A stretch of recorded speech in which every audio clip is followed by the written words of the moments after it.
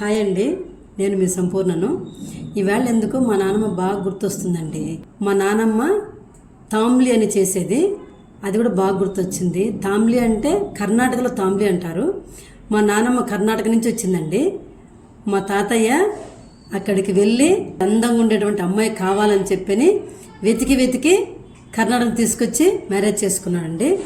నేను పెరుగు తినాలంటే ఇష్టపడేదాన్ని కాదు, అందుకని మా నాన్నమ్మ ఇలా చేస్తాను అని చెప్పని కీరదోసకాయతోటి తాంబ్లి చేసి పెట్టేదండి. మా నాన్నమ్మ పేరు సంపూర్ణ అండి, అదే పేరు మా నాన్న నాకు పెట్టుకున్నారు. దీనికి కావలసిన పదార్థాలు చూసేయండి. కీరదోసకాయ, పచ్చిమిర్చి, కొత్తిమీర, కొంచెం కొబ్బరి, మిరియాలు, జీలకర్ర, ఉప్పు, ఇవన్నీ మిక్సీలో వేసేసేయటమేనండి. మిక్సీలో వేసేసి పెరుగులో కలిపేసేయాలి.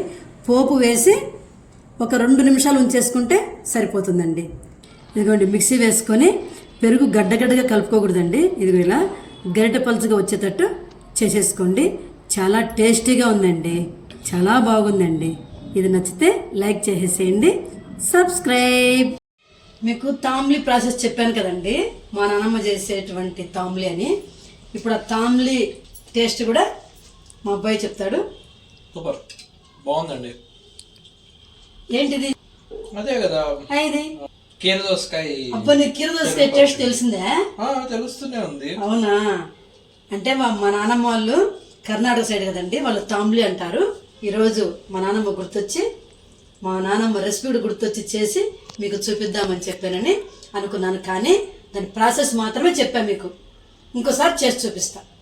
కానీ బాగుందండి. పాతకాలపు వంటల్లో ఉండే టేస్ట్, ఆ రుచి, ఆ కమ్మదనం దీంట్లో కూడా బాగా తెలుస్తుంది. ఇది ఫస్ట్ టైం తిన్నామండి, చాలా బాగుంది. మీరు కూడా ఒకసారి ట్రై చేసి చూడండి. వెరీ గుడ్ అండి, చాలా బాగుంది. టేస్ట్ అదిరిపోయిందండి, నిజంగా అదిరిపోయింది, అబద్ధం చెప్పట్లేదు. చాలా టేస్ట్గా ఉందండి. సూపర్ అండి, అమోఘం, అద్భుతం, చాలా టేస్టీగా ఉందండి. అసలు జిహ్వకు తింటూ ఉంటే ఇంకా తినాలని చెప్పి అనిపిస్తుందండి. జిహ్వా అంటే నాలిక అండి. ఏమి ఇంతకు ముందు సాంస్క్రిట్ టీచర్గా పనిచేసిందనమాట మా మాతాజీ, అందుకోసం జిహ్వా అని చెప్తుంది. మీరు ఈ రెసిపీ చేసుకొని తిని చూసి సబ్స్క్రైబ్.